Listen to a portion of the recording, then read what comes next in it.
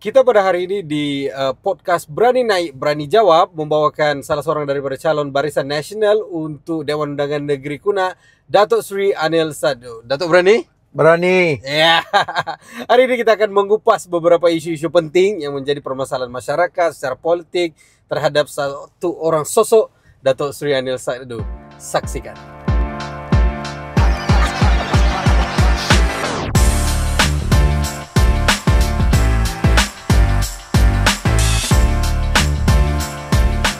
Selamat petang, hari ini kita bersiaran di podcast Berani Naik, Berani Jawab. Kita membawakan salah seorang daripada calon yang akan bertanding mewakili Barisan Nasional di Dun Kuna, yaitu Saudara Datuk Seri Anil Saddu. Apa kabar, Datuk? Kabar baik. Tuh, di dalam podcast ini, di segmen awal ini akan bercerita tentang latar belakang seorang calon. Kenapa Datuk Seri memilih UMNO sebagai wadah perjuangan?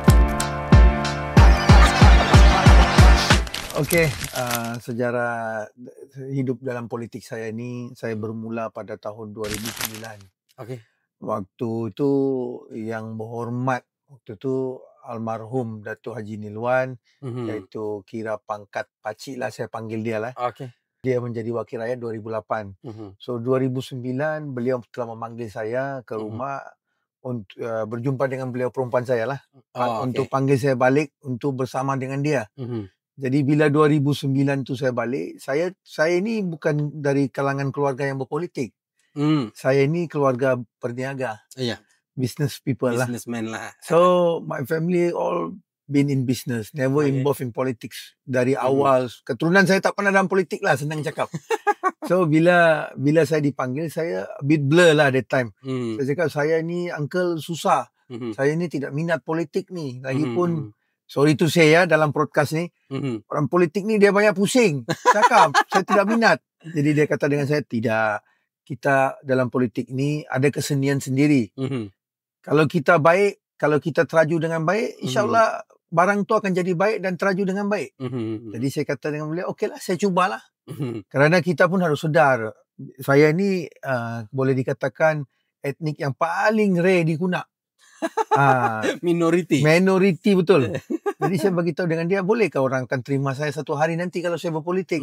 Dia kata, insyaAllah, kalau kita buat baik, kita berjuang dengan baik, orang akan terima kita dengan baik. Jadi saya pun okeylah. Saya pun join dengan beliau lah. So 2010 bulan 3 saya telah isi form saya untuk masuk ahli UMNO. 2010. Okey. 2010. This is 15 years ago. Ya. So saya pun menjadi ahli di satu cawangan mamak saya. Mamak saya pun menjadi ahli tahun 1991 di cawangan yang sama. Cawangan Kampung Pangkalan Lama. Memang orang sini lah. Yang orang yang diketuai oleh ketua cawangan tu bernama Arwah Imran. KK Imran. Jadi kita pun masuk dalam ahli. Jadi bila saya jatuh dalam ahli, alhamdulillah waktu diminta apa semua yang dokumen, apa semua yang patut, telah dibawa dan disokong oleh Adun waktu itu, almarhum Datuk Haji Nilwan, dan beliau telah bawa ke Setiausaha Agung Tengku Adnan waktu itu. Tengku Adnan pun telah meluluskan. Jadi salah saya menjadi ahli UMNO 2010. Kerana mamak saya pun ahli UMNO dari 1991. Wanita cawangan. Maknanya kalau 1991 itu di antara ahli-ahli awal. Mak saya 01 ahliannya. Ya, kalau hari ini cek dia 01. Ya. Jadi saya okeylah. Jadi bila saya masuk, saya get involved. The early part saya ada ragu-ragu sedikit lah. Ialah pasal kita darah muda. 15 years ago I was very young, 25 years old. Ya, true. Jadi itu blood, tahulah darah muda ni dia lain sedikit kan. Dia punya daya fikiran ni tidak terlalu terbuka, dia pemanas. Ya. Jadi bila orang cakap sesuatu, telinga tak tahan. Jadi saya dinasihati. Alhamdulillah hari ini saya telah menjadi seorang pemimpin yang boleh terima. Biar bilang orang tomahan kah atau ada orang bercakap kah, yes. I will bilang orang, I will judge first before I say anything. Itulah sejarah politik saya bermula. Itulah saya pilih kenapa saya sampai hari ini, even though Barisan Nasional jadi pembangkang 2018, saya telah berjanji dengan arwah tu, I will stick to one party saja. Ini adalah follow up question sebetulnya. ketika mana UMNO mengalami kejatuhan pada tahun 2018 umumnya. Betul. Paling waktu itu ramai daripada pemimpin-pemimpin UMNO ini yang keluar. Tetapi ada beberapa yang masih melihat wadah UMNO itu sebagai wadah yang perlu diperjuangkan. Secara umumnya, kenapa masih dalam UMNO? Kerana saya rasa kalau kita berjuang di satu parti ni, kita mesti mau ada integriti dan kita mesti mau tahan. Kita jangan ambil jadi ahli parti yang ambil kesempatan. Okey. Itulah prinsip saya. Kerana biasa kita mesti ada liku-liku yang bilang orang manis, pahit, asam. Dia itu memang begitulah keadaan dalam parti ni. Takkan pula sentiasa kita siap mau di atas kan. Di dalam segmen seterusnya di dalam podcast Berani Naik ini, kita akan lebih berfokus kepada masalah-masalah masyarakat, iaitu masalah air dan elektrik. Semua parti menjanjikan bahawa mereka mampu untuk menyelesaikan masalah ini. Tetapi dalam konteks UMNO, adakah UMNO bersedia untuk menyelesaikan masalah yang dipanggil masalah 3 serangkai yang ada di Sabah ini? UMNO bersediakah untuk melakukan hal-hal itu? Saya yakin dan percaya UMNO telah bersedia. Kerana dalam manifesto kita baru yang Barisan Nasional kali ini di PRN 17 ini, mereka telah dalam manifesto tu ada isu-isu 3 serangkai ini untuk diselesaikan dalam masa tempoh satu penggal ni. Jadi saya yakin dan percaya dengan kekuatan Barisan Nasional yang ada di Sabah, dan juga hari ini kita pun salah satu gabungan kerajaan terbesar di federal ni, kita dapat mampu menyelesaikan masalah dia. Tetapi dengan satu syarat, dia mestilah bagi kita mandat. Kerana bila dibagi mandat, bila parti kita memerintah, kita akan selesaikan isu-isu sebenarnya. Kalau tidak, susah. Kerana kalau you are not dominant party, banyak parti akan take advantage. Itu yang masalah dia. Walaupun dalam konteks hari ini, maksudnya hari ini kita sudah meluluskan bil Akta Anti Lompat Parti untuk negeri Sabah. Betul. Masih adakah risiko tersebut yang Datuk lihat?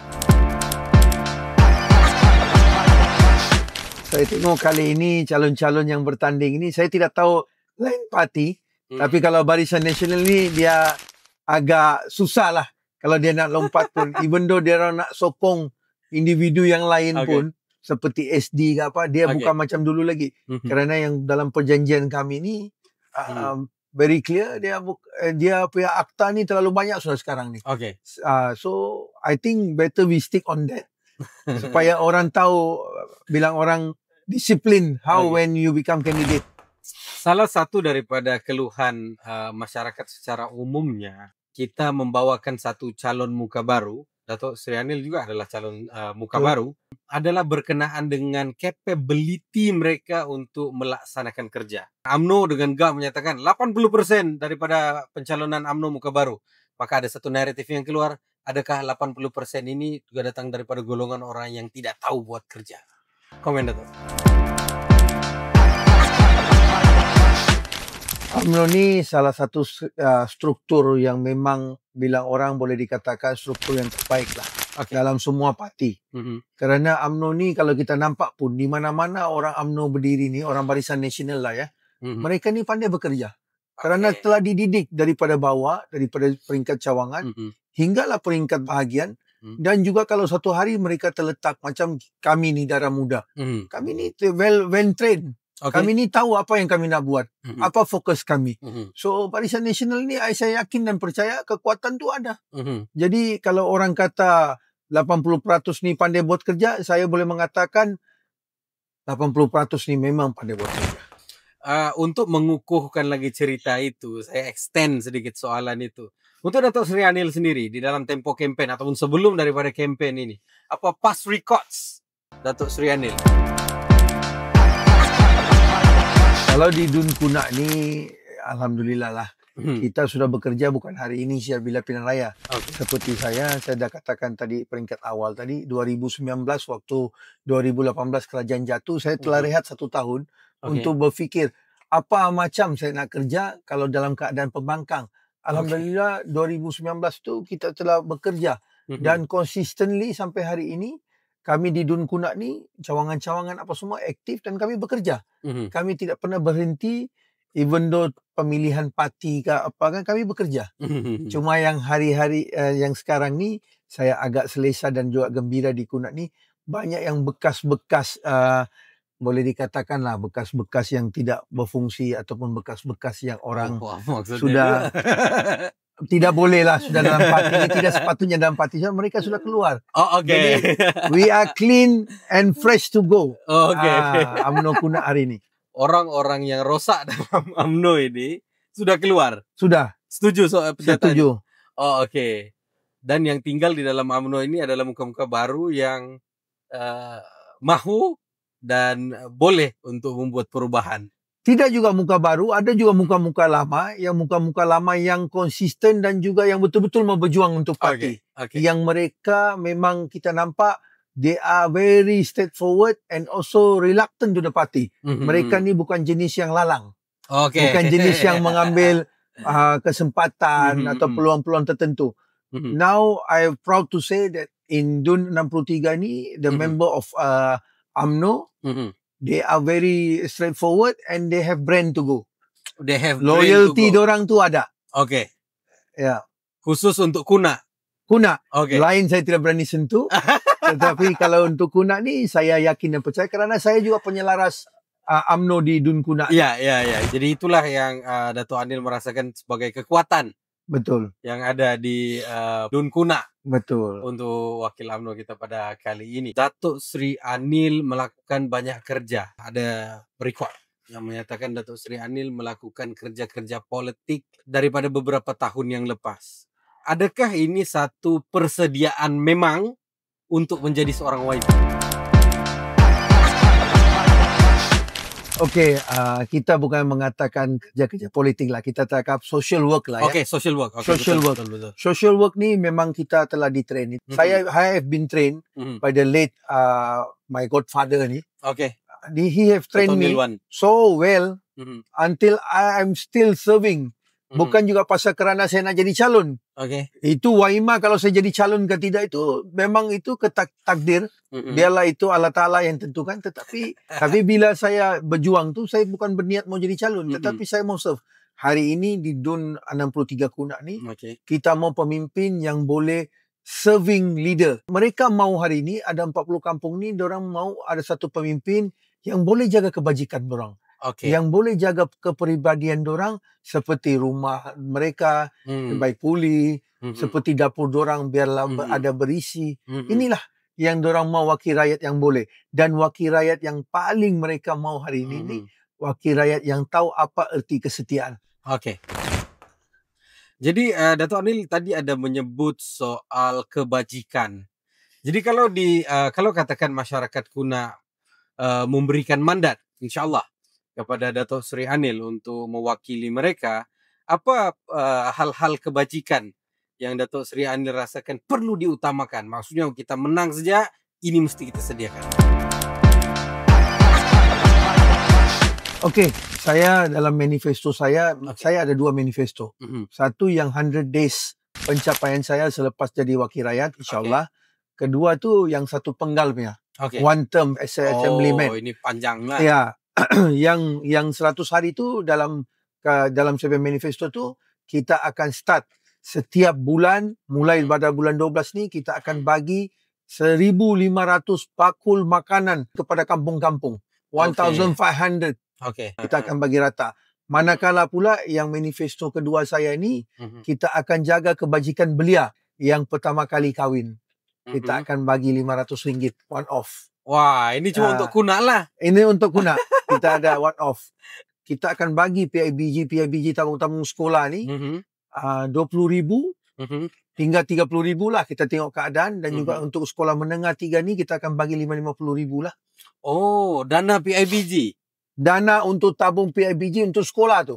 Jadi sekolah ni kalau dia mau buat acara ke apa, PIBG pun tak pening. Ibu bapa pun tak pening mau kutip duit. Jadi kita bagi tabung tu. Ya. Kerana hari ini banyak adik-adik kita yang bersekolah, kadang-kadang dorang mau pergi mana-mana, dorang susah mendapat dana. So every year we will suntik this dana to tabung melalui tabung PIBG lah. Ini daripada inisiatif DUN sendiri. Inisiatif Wakil Rakyat Inisiatif Wakil Rakyat sendiri. Maksudnya akan dijanjikan kalau 5 tahun memegang jawatan, 5 tahun. Setiap tahun itu PIBG akan ditop up account-nya. Betul. Oleh Datuk Seri Anil sendiri. Kenapa saya boleh buat begitu? Kerana saya telah berjanji dengan orang Kuna. Okay. Kalau saya dibagi mandat sebab selaku wakil rakyat di sini, gaji adun saya tu, saya tidak akan ambil gaji saya. Oh, okey. Ya. Jadi gaji-gaji itu akan diberikan kepada PIBG sekolah. Betul. Gaji adun Secara umumnya yang Datuk Seri rasakan, apa masalah secara umum, masalah terbesar yang ada di Sabah ini yang masyarakat kita hadapi? Apa masalah terbesar yang ada di Sabah? Pengangguran. Okey. Itulah masalah yang paling besar yang ada kita hadapi di Sabah ni. Pengangguran ada belia-belia kita, adik-adik kita ni terlalu tinggi. Kerana bila kita pergi rumah ke rumah, kita tanya apa pendapatan mereka, kata tak ada. Kita apa yang kita dapat kais pagi makan pagi, kais petang makan petang. Itu yang saya tengok very sad lah. Itu yang kita harus. Tapi ini pun adalah punca daripada 3 serangkai. Kerana investor want to come into Sabah. They must have these resources. They must have water supply yang must be very good.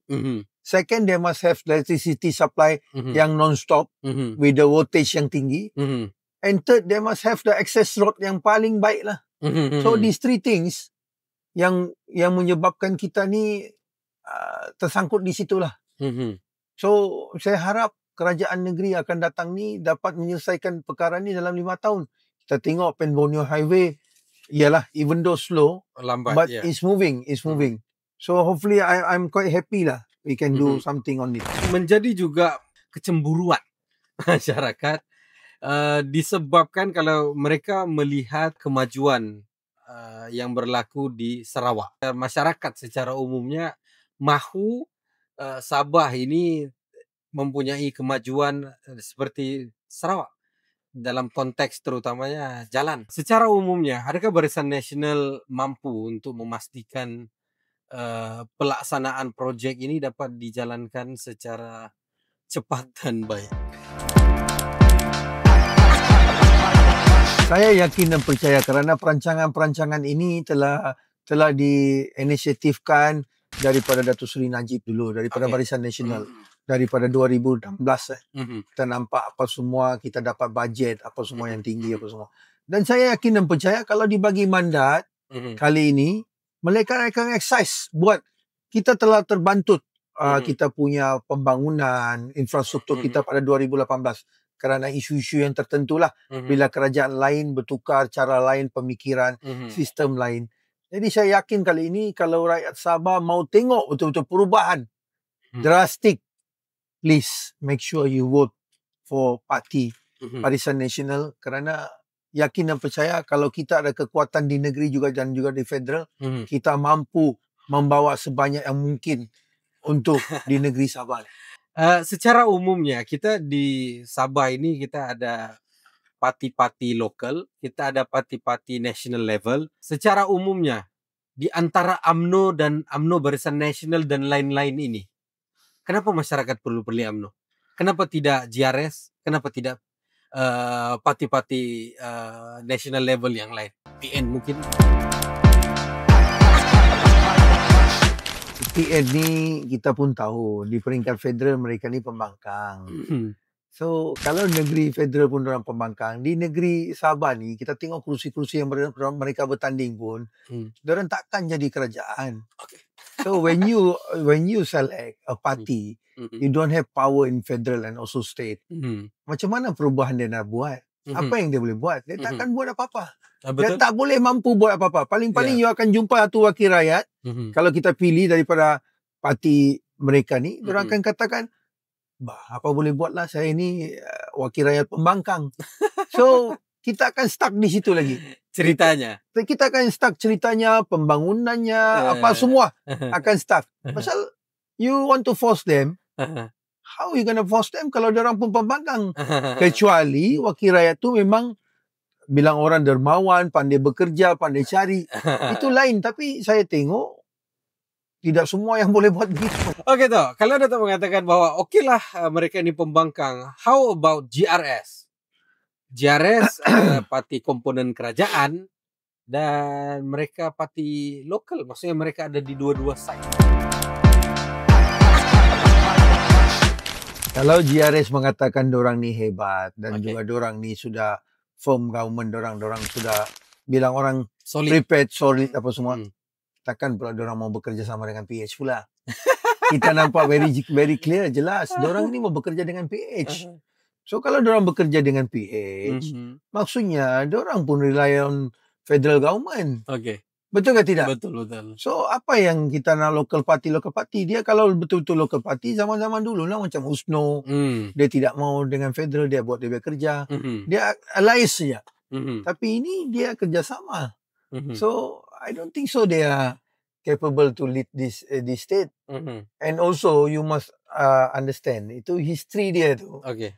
Brother, history yang hari ini memerintah di JRS yang jadi kerajaan atau wakil-wakil rakyat JRS dulu, 80% or maybe 85% adalah daripada Barisan Nasional, daripada UMNO. DNA daripada sini juga.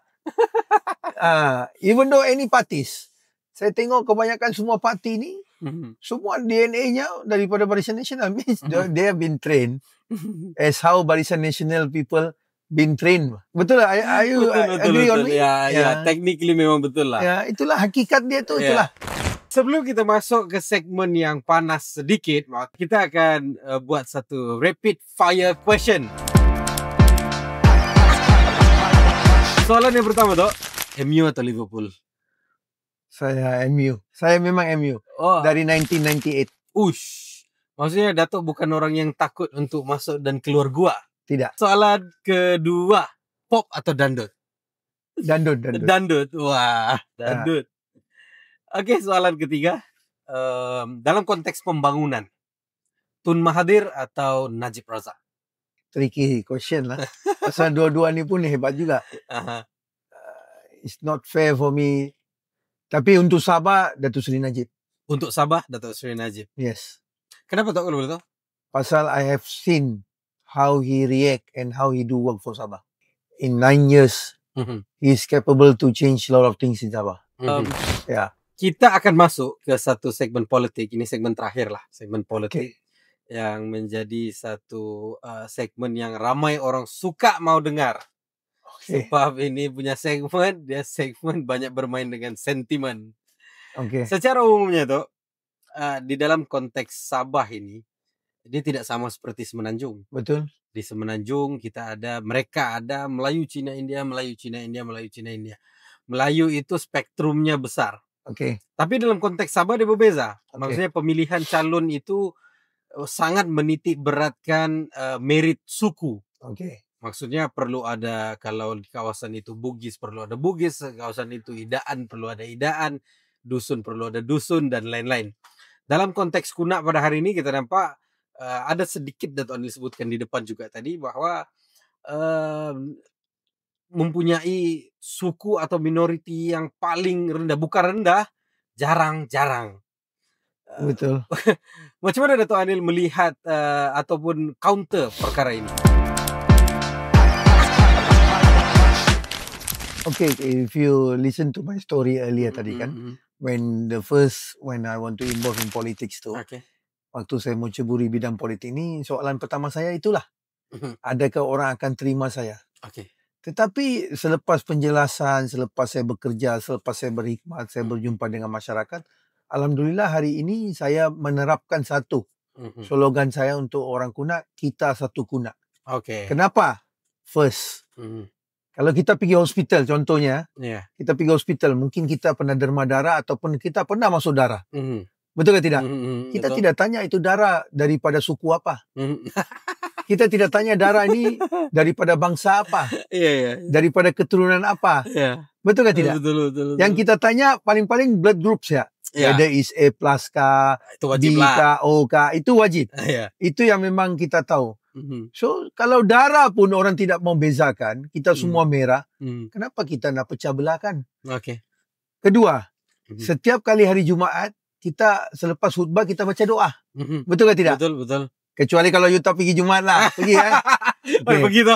Okay. Kalau setiap kali kita baca doa, selepas khutbah kita baca doa, kita mendoakan keluarga-keluarga kita, seagama kita di Palestin. Betul ke tidak? Betul.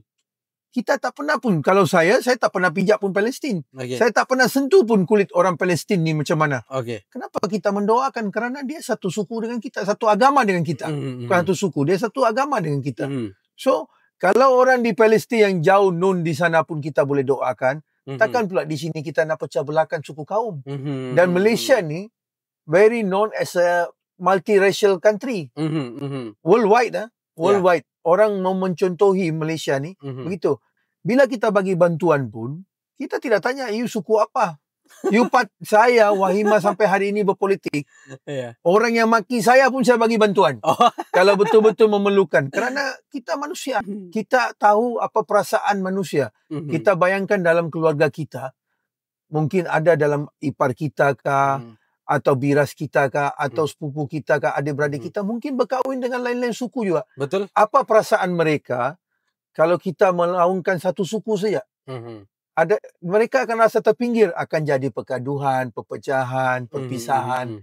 So, saya menerapkan dari awal, kita tidak mau. Kita mau, macam di Kunak ni, kita satu Kunak saja. Macam di Johor, orang sekarang melonggarkan Bangsa Johor. Yes. Satu Malaysia, kita pernah. Keluarga Malaysia. Madani. Ini semua menyatukan. Kenapa kita nak pecah belahkan pula? Saya tidak mustahil. Kalau saya akan melaungkan satu Kunak. Maksudnya semua suku, semua di dalam, semua bangsa. If you don't respect other people, you don't expect other people to respect you. Okay, betul. Itulah kenapa I'm a middle of orang di tengah-tengah ni sekarang. I want to united all the races together as one. Apa bilang orang, one Kunak and one Malaysia or one Sabah. Oh, ini kerja besar. Memang, tapi bukan mustahil. Iya, betul. Dan selain daripada suku tuh, ada hal-hal yang saya sendiri terkejut, tapi mungkin Dato' boleh jelaskan. Boleh. Ada yang mempersoalkan soal status agama Dato' Sri Anil, yang menyatakan bahwa Dato' Sri Anil ini bukan beragama Islam. Saya telah memeluk Islam 2.5 years ago. Okay. Saya memeluk Islam ni pada hari Jumaat. Waktu itu di bangunan UMNO di tingkat 38. Oh, okay. Yang saya lafazkan syahadah saya ini di depan Presiden UMNO, iaitu Datuk Seri Dr. Zahid Hamidi. Oh, betul. Ya, di tingkat 38. Yang disaksikan oleh dua. Yang satu bos karib saya, Datuk Dr. Ashraf Wajidi, dan juga satu sahabat karib saya, Datuk Dr. Azman Ibrahim, iaitu Timbalan Pengarah Hospital Tawau lah. Mereka telah menyaksikan dan saya bekerja, saya ikhlas bila saya memeluk tu. Alhamdulillah, saya tengok beliau-beliau saya pun diorang terbuka apa semua. Saya telah memeluk. Dan selepas itu, saya patuhi apa saja apa ajaran Islam yang saya boleh. Saya bersolat 5 waktu setakat sampai hari inilah, alhamdulillah. Dan juga solat Jumaat orang boleh nampak. Kalau orang mengatakan kita, dan saya telah pergi ke umrah 2 kali ya. Oh, okay. 2 kali. Dan insyaAllah kalau tidak ada halangan, Januari ini saya akan pergi lagi. Okay. Februari, sorry. Akan membuat puasa di sana. Oh, iyalah Ramadan awal. Ramadan awal. Jadi kalau orang nak petikaikan, saya rasa ini kerja Tuhan. Ini kerja Allah Ta'ala. Kita sebagai manusia biasa, sepatutnya kita, bila kita ada mendapat satu, boleh dikatakan keluarga baru ataupun orang mualaf ni, kita harus terbuka. Jadi bangsa-bangsa lain, kalaupun terbuka hati, mereka akan rasa gembira. Mereka akan rasa tertarik dengan agama tu dan mereka akan dekati. Tapi ini semua ni mainan politik lah. Bagi saya ni semua mainan politik kotor.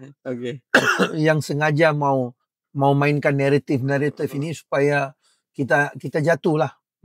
Itu saja. Maksudnya dia lebih ke arah politik. Yes. Tidak lebih daripada I believe politik. On that lah. Pasal yang mainkan naratif ini adalah orang-orang politik. Okay. Seterus saya lah. Dia begitu. So yang public ni they understand. Okay. Takkan pula kita nak duduk solat kalau kita bukan Islam kan?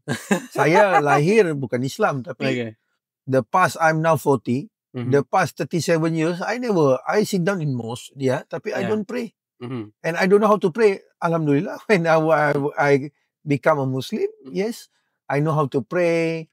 I follow the rules of the Muslim. Dan hari ini alhamdulillah saya masih stick.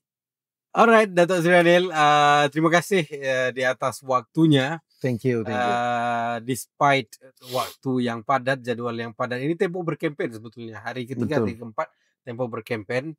Jadi ya semua orang masing-masing dengan jadwal yang padat untuk berjumpa dengan masyarakat dan program-program yang lainnya. Tetapi walaupun terima kasih atas waktunya. Semoga pilihan raya pada kali ini menjadi pilihan raya yang pertama dan menang. Betul, untuk Datuk Seri Anil di daerah Dewan Undangan Negeri Kuna ini. Terima kasih, Datuk. Terima kasih.